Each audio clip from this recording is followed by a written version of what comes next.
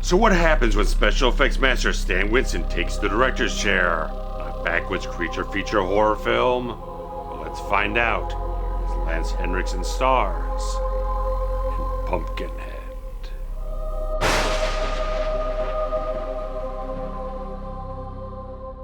In 1957, Tom Harley secures his farm cabin at night, knowing that a demon of vengeance has been set loose upon Clayton Heller.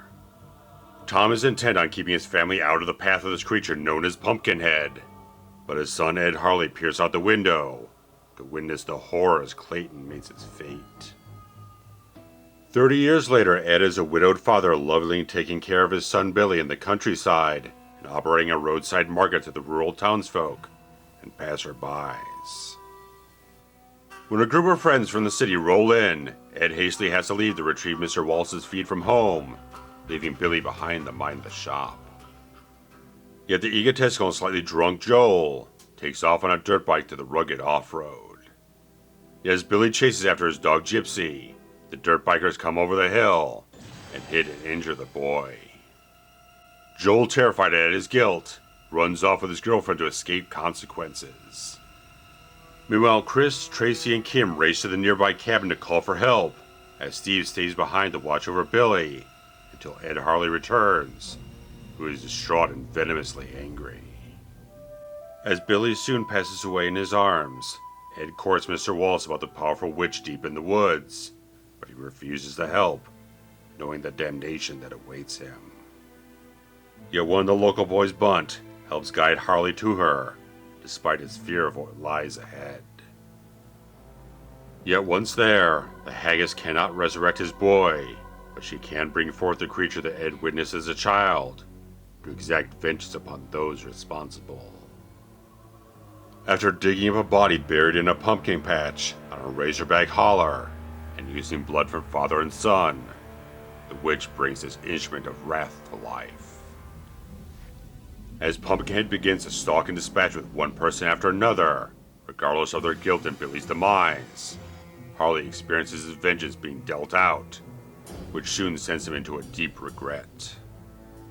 He begs the Haggis to end this, but she tells him there's nothing she can do now, as everything must now run its course. Thus Harley takes off in the night to try to stop Pumpkinhead himself, even as more and more meet their ends in violent fashion.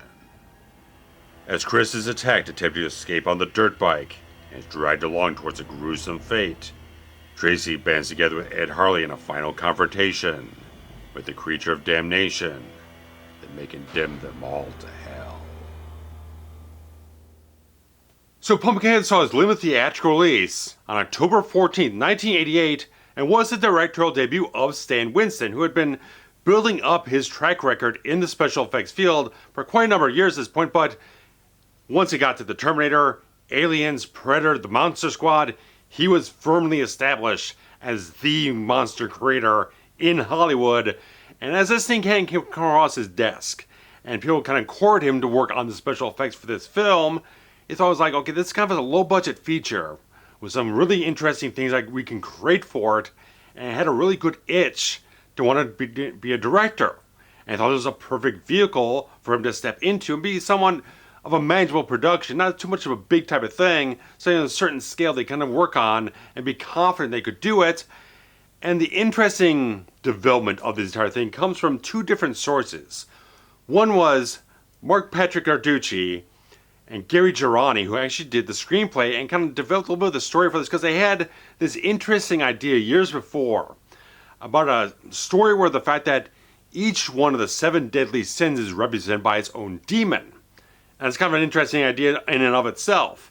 And they kind of bad this thing around, didn't really go anywhere for a number of years or whatnot, but eventually kind of tied it with producer Billy Blake. We kind of attached this entire poem from Ed Justin called Pumpkinhead. And they kind of got both these ideas kind of swirling around and kind of gravitated towards one another, and they kind of melded together. They kind of form up the idea for Pumpkinhead from the poem and melded into this wider idea they had for that old screenplay, and nailed it down altogether. But the original title the thing was being marketed under to a certain degree was Vengeance the Demon. So it's kind of an interesting type of thing how they kind of morphed through as sort of maybe even like a test screening title whatnot, but Pumpkinhead was very much the stronger title to go for based on that poem, which is actually the one said by all the rustic kids at a Harley's grocery store in the film there.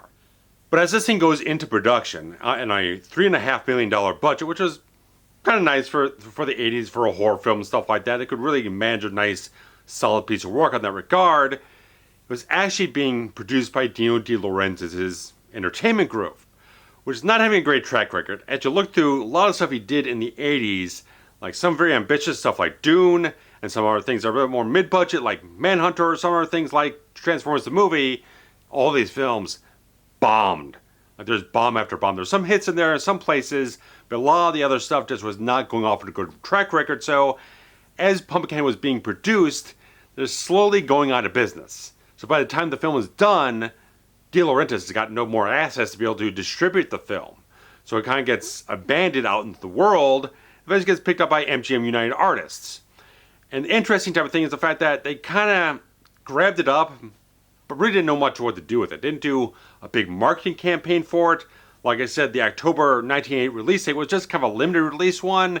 Then there's marked like another release date in January of 1989, which I don't know if it was another limited release. They were trying to push that wider, but a lot of the word on the entire film from the people who actually made it is that the film really didn't get pushed out very far whatsoever. The film made $4.5 million completely at the box office. So it really didn't return on investment theatrically, so kind of disappoints some people that really just didn't find its traction theatrically, but definitely in the era of home video and cable sales, stuff like that, it definitely found its market in that regard.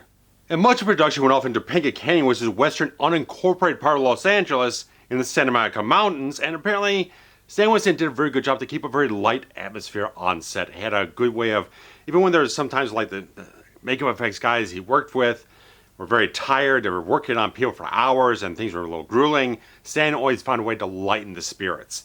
Get everyone just kind of laughing or just keep everything moving forward. So he's a very good guy to work for. And there's so many good things that so many people have said so well about Stan Winston over the years. And I think he does a very good job here, but he really brought forth a lot of good talents into the film, like production designer Cynthia. She does a great job here, just creating a very earthy, rustic feeling. Like she kind of looked at like stuff in like the Appalachian Mountains or whatnot, stuff like that, that kind of feeling to have these sort of shanty towns kind of built up all these raw materials that all these people, not terribly wealthy type of people, whatnot, would be able to kind of construct and build a little life here and stuff like that.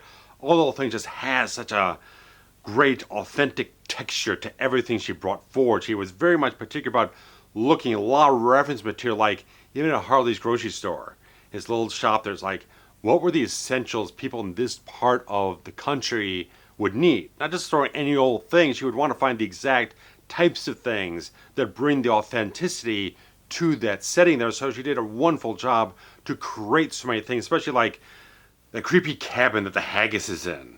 Just wonderful, rich type of thing she does to create a world of Pumpkinhead here. So much fill out what the story is doing with lore and fill it out with the texture and ambiance you want to have from the design of everything you have around the entire set of characters. You have this whole thing just has so much of that great feeling overall from that, but also Stan Winston bringing in this fantastic cinematographer, Brian Mazzelli. I've talked about him before because he does fantastic work. One, he did the Body Snatchers film from Abel Ferrara a couple years after this, and that looks stunning. He shot Gore Verbinski's The Ring, which is just an entire next level of stunning brilliance. And he also did recently William Eubank film Underwater from a couple years ago. So I've seen this guy's work over and over again, and he does a fantastic piece of work every time, and this film is no different. They saw his reel, and they're kind of looking and trying to find who's going to be the guy to shoot the whole thing, and they saw it, and they were stunned to hell by what this guy was capable of, and he brings it forth here. My lord, what he does with lighting to create the mood overall, just like all these outdoor sequences where they just have the shafts of like moonlight coming down, they got the fog going on, all that type of stuff just brings so much value to the film. Like it's a $3.5 million film, but it looks so much more high budget than that because the way he shoots it, the way he brings all that value to the screen for everything he does here, just from the lighting end of it all, but just how he does all the work with the camera to make sure that everything is captured from very powerful angles and all these different things. Knows exactly what angles to give and what juxtapositions, what compositions to use to create the overall highest impact from the visuals you can get from the entire film. He crafts it so very well. Everything, just all the splashes of color here and there when you're in certain interior scenes, get these reds and the blues and stuff like that, shafting back and forth, some of the ambers here and there. It's a wonderful job just painting the entire film just on a beautiful escape. It's a fantastic job to shoot this film with such a brilliance in my regard. Just like, it looks fantastic. It looks way more high budget than it actually is because he brought that quality and that know-how and that artistry to the screen in that regard. We're talking about Stan Winston himself as a director here, being first-time director in this whole thing. He does handle a lot of good things very well. It's like everything with character and drama is all handled very well. Just like he's got a good handle on making sure that everyone fits into the same tones and the moods and all that type of stuff. Everyone's feeling on the same level of genuineness with their performances. So no one's kind of acting off in a different movie than anyone else. Everyone's kind of on the same track to get the grounded sensibility you want from a story like this.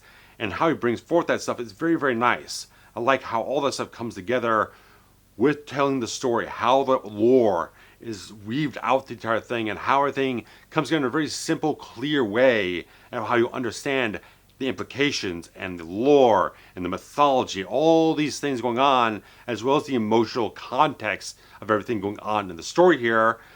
I do feel like some of the horror stuff is maybe a little bit lost in the craft of the film. I feel like everything on the story is very well told. I feel like some of the horror stuff is not quite as tuned in to get the suspense, get the terror very much on the edge here. It's like everything's crafted well to a certain degree and all the technical merits, but certain things don't feel like they're quite as scary as possible. And other things getting up right up on the edge of horrifying moments to a certain degree. It's like it's not doing as much with ratcheting up tension and stuff like that. There's clever things done, but it feels like there's not quite much of a handle on making sure things are just ripping you apart from the terror that the film is really injecting upon you. So certain things as a first-time director really gets a good handle on all the technical skills and working with the actors, being very personable to kind of craft those elements very well, but doesn't feel like there's quite as much of a focus and very much a harnessed sensibility on the actual terror that the film could really go forward on. But as I'm talking about the entire cast here, Lance Henriksen. He's worked with Stan Winston before. A little bit on Terminator, maybe a bit on Terminator, but definitely on Aliens. Worked very much more with Stan Winston in that regard. And of course, he just did Near Dark, and so he's really built himself up.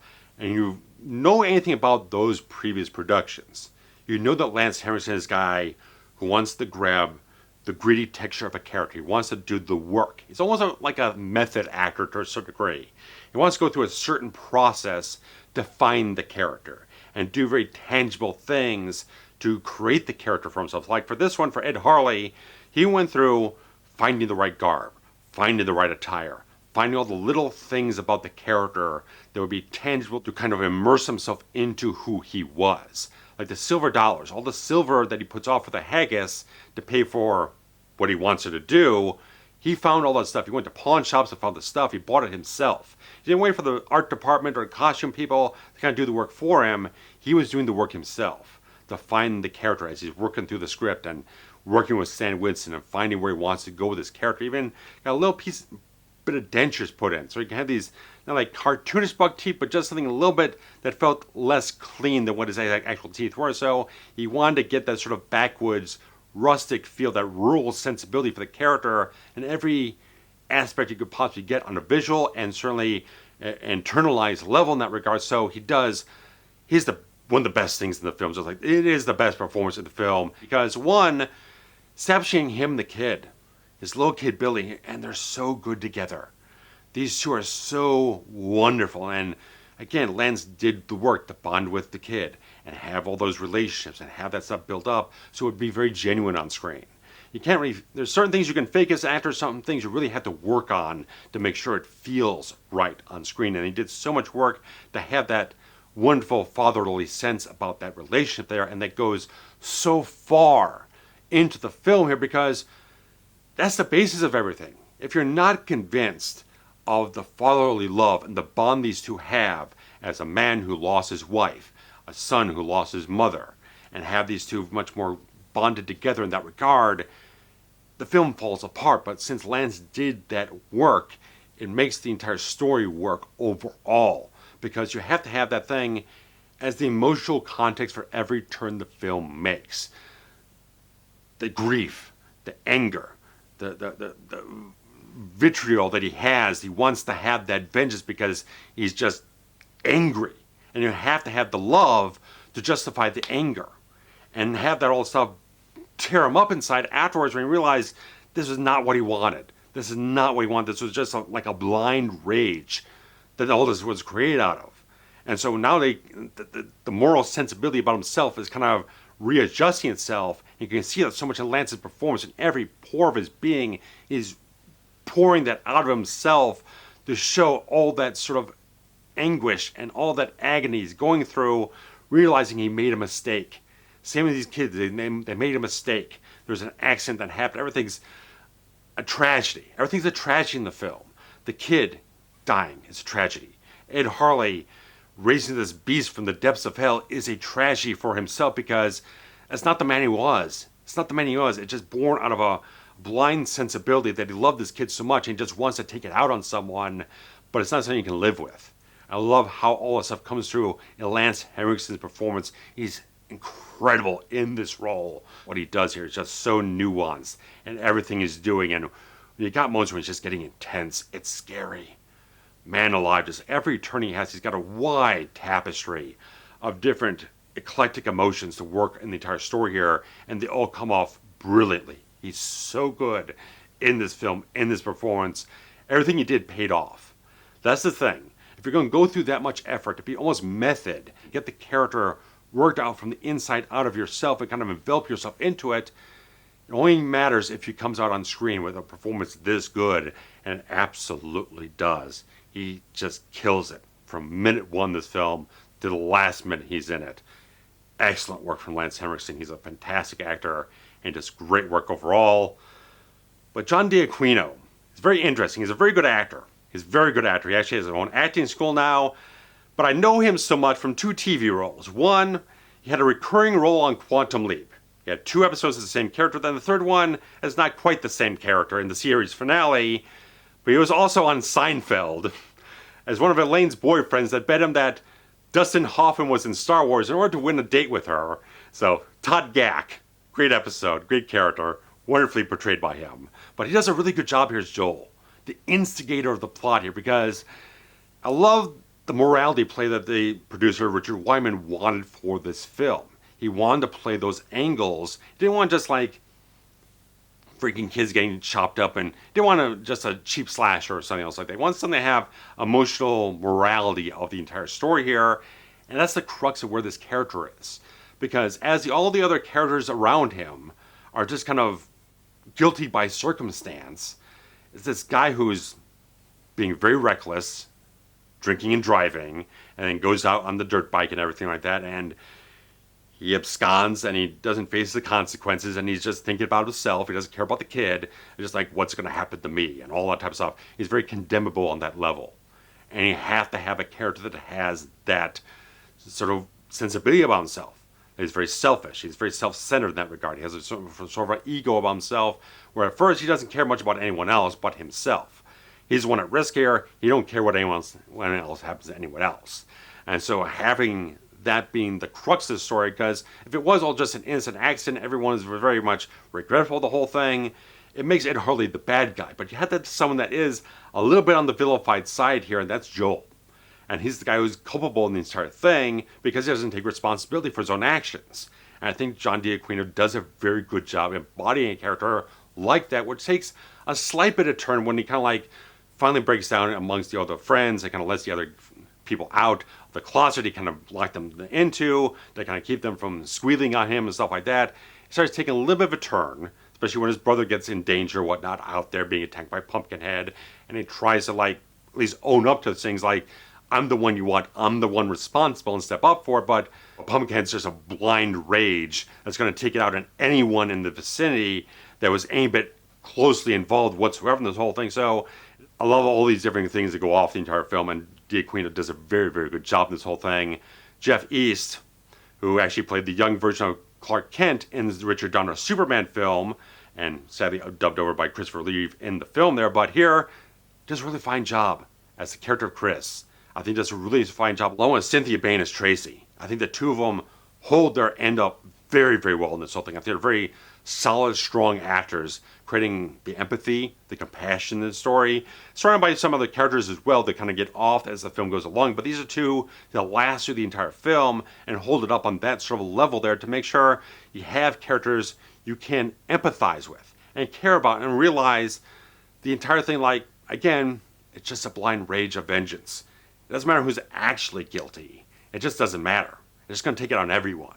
And I like the fact that you have those plays, that you have Joel as the condemnable one, but he's now condemned everyone else around him because of what Eddie Harley's now done and what Pumpkinhead is at its nature here. So I like how that plays, and everyone holds their stuff up very well, very well. I think everyone in the cast does a very strong job. Buck Flower here is Mr. Wallace. He's always a really good character actor, playing a really nice role opposite Lance Henriksen so much. I like their quality one another because he's so much the guy telling Ed Harley, you don't want to do this. That's down the wrong path. All it's going to lead you to is the depths of hell. You don't want to be in this whole thing. I like that. Sort of, again, a little bit of the morality in the whole thing. Someone knows the right from wrong here and knows that Ed Harley's a little bit in the blind rage department here, and he's trying to talk a little bit of sense into him, but it's not going to work. So I just like how all the people in the cast do a really solid job, including Matthew Hurley here as Ed Harley's son, Billy. Does a fantastic job. He is so good in the role. Just like, you need the sweet, endearing, lovable kid that just steals your heart so much, to have, again, the tragedy hit you so much.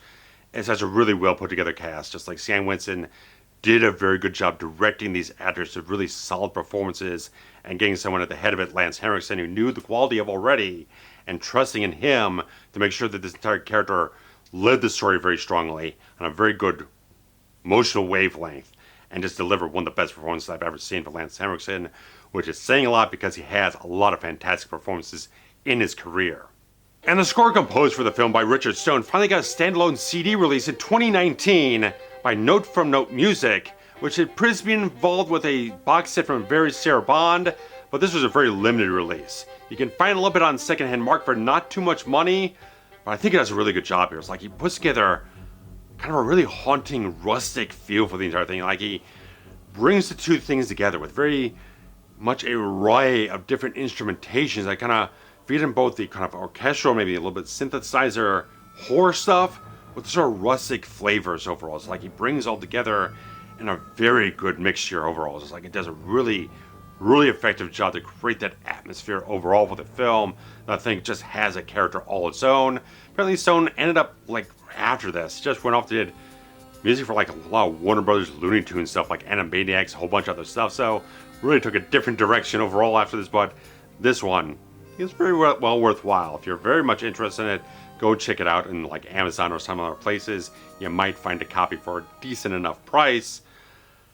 Of course, we got to talk about the special effects in the entire film, because as it's Stan Winston's studio, but not Stan Winston himself doing the effects, it's very interesting because he took a lot of the guys he was very much comfortable with, who had proven themselves so much on films like I said, Aliens, Monster Squad, who did phenomenal work on those films, and brought them into this one.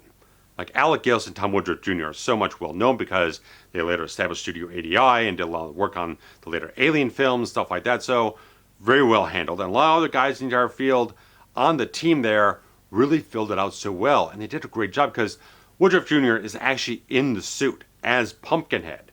And of course the thing's far taller than he is, so he's kind of looking through slits in like the neck of the whole thing, and then he's kind of on a little of these kind of stilts or whatnot inside the entire bowed legs of the whole thing. So very much interesting thing. Like they got a lot of shots where the entire thing is full body and it's actually walking around and moving.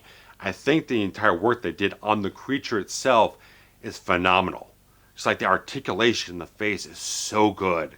Just seeing that, kind of thinking like after Predator, getting all that sort of movement in the face of the entire creature there, and Stan Winston really doing work to help redesign that creature and do it kind of a short notice, and moving all that sort of techniques onto this film is such an impressive type of thing. Because something like this, again, this budget, sometimes maybe not think they're going to get as much. Something on this level that's this good, because there's a lot of horror films in the 80s, probably less money than this and less talent than this, are getting stuff that's nowhere near as impressive. And the fact that you got these guys involved who know their stuff, know the techniques, know the skills they have, and know the resources they have to use the animatronics and the puppeteering and all the different things they can have on hand to make sure something like this can be created in a full realization on screen and look convincing. Because you have to have that expressiveness. Because if it's all this really stiff face, you don't buy it. It just looks like it's a puppet. But you have to have a life to it, a personality to the creature on screen to have it sell what it is. And I think they do extremely well here. The fact they did so much work. I love the fact that there's like iteration of this thing, right when like the haggis is resurrecting it. You're just seeing it for like a couple of seconds in this form. And then the next shot or two, it kind of morphs into the next thing afterwards. So they did a lot of work into certain different forms that are not getting much screen time. But they put the work in to show the progression. And of course, the entire aspect of the story, as you get along here, that Ed Harley and Pumpkinhead are very much linked in that regard, that it starts taking on the characteristics of Ed Harley's face. You start seeing, like, as Ed Harley gets hurt or injured, Pumpkinhead feels it. And so they're kind of merging and kind of switching places to a certain degree as the kind of lore goes off in that regard, where it just takes on more and more of his face. And I like how that aspect comes along in the film and just how they put forth all that effort to show these different phases and the different expressions, the different ways you could use the character in very interesting ways. Like there's certain shots of the thing that are so impressive about exactly the articulation of what they're doing with the character. Like when it picks up the shotgun, it just looks very convincing. There's certain other things I would see in the 80s, like, they're not good enough. They don't convince me enough because they didn't have enough of that effort put into it and enough the know-how put into it to make it work on the screen that well. So they had all these guys who knew the things inside and out so much, so talented, and so much bursting with the knowledge of what they could do, and have Stan Winston take full confidence in them to design the creature was a little bit of just like checks and balances, like just as they went along to do sketches and do some other development here and there, that Stan would at least say, I like this, maybe not that, or maybe we kind of do this or whatnot, but go off and have them take care of all the heavy work of actually putting the whole thing together. So damn good. Everything to do. And of course, Bazzelli shoots it like living hell. He knows all the angles, get it off in that regard. I do feel like, even though the film does have some blood and gore, it does feel tamed down.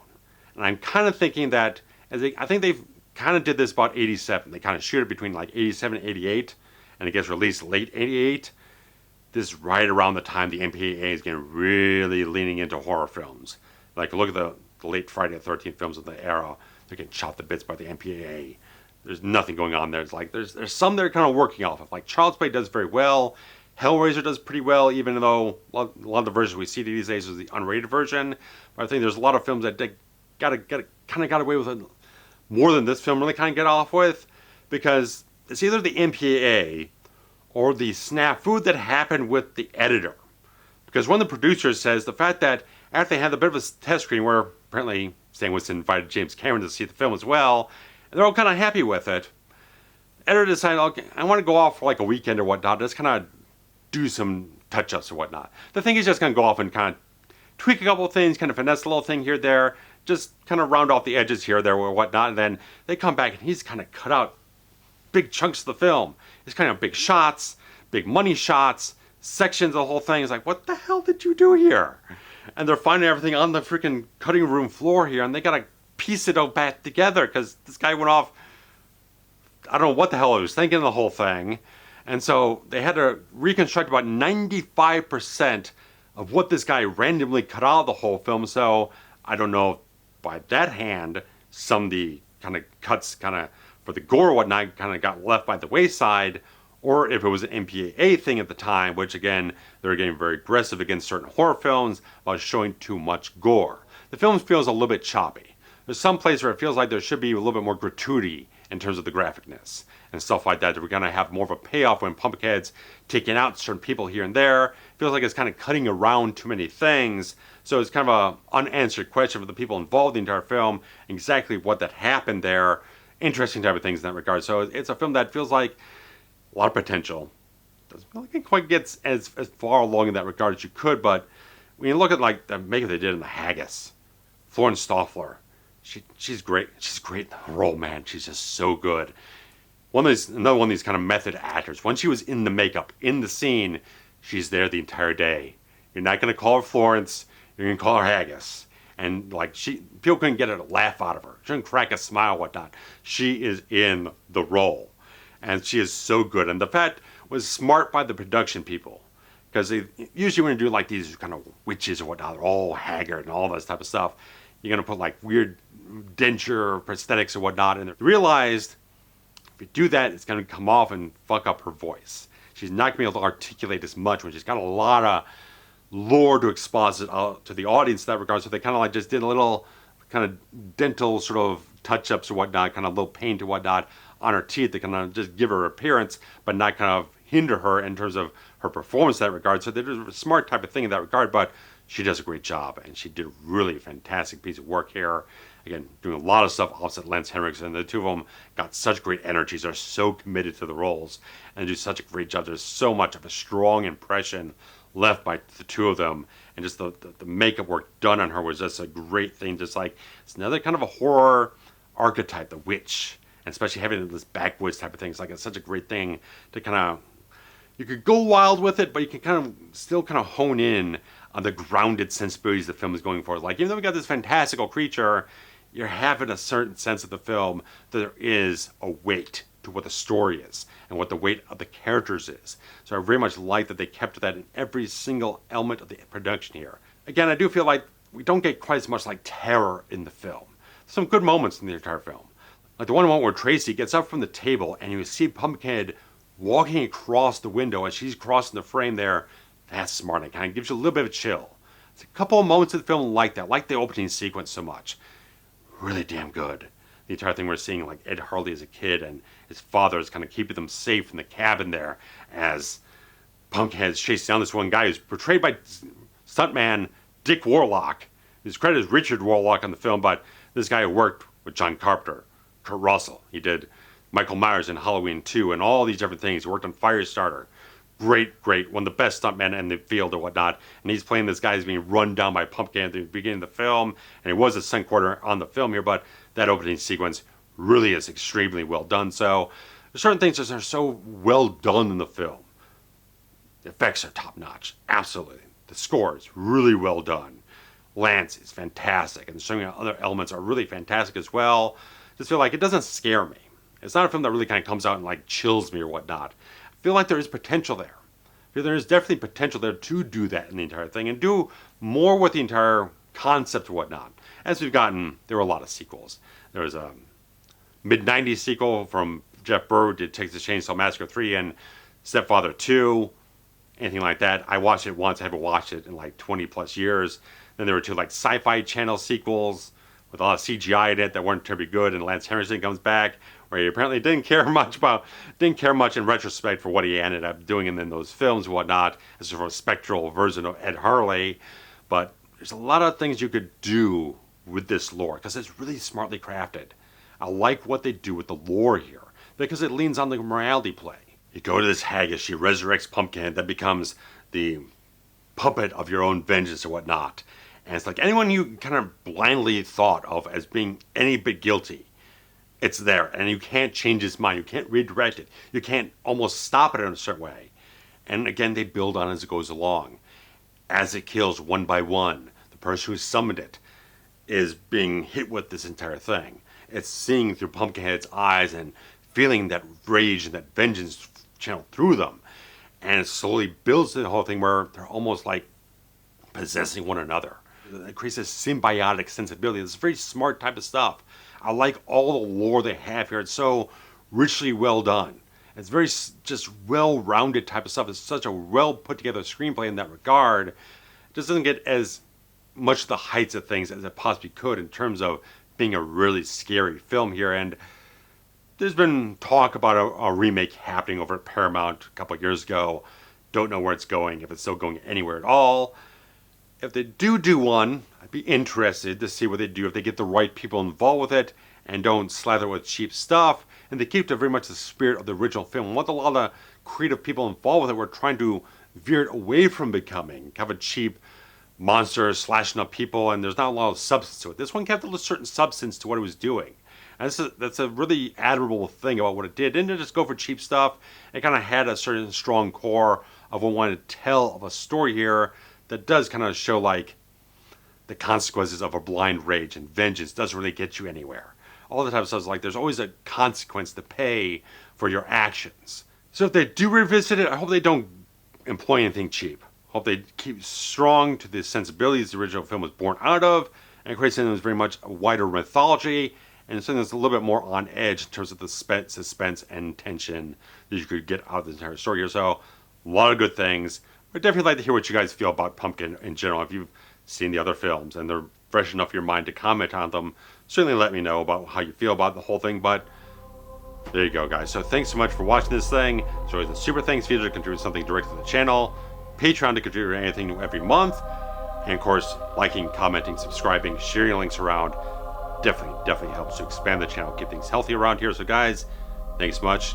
Take care.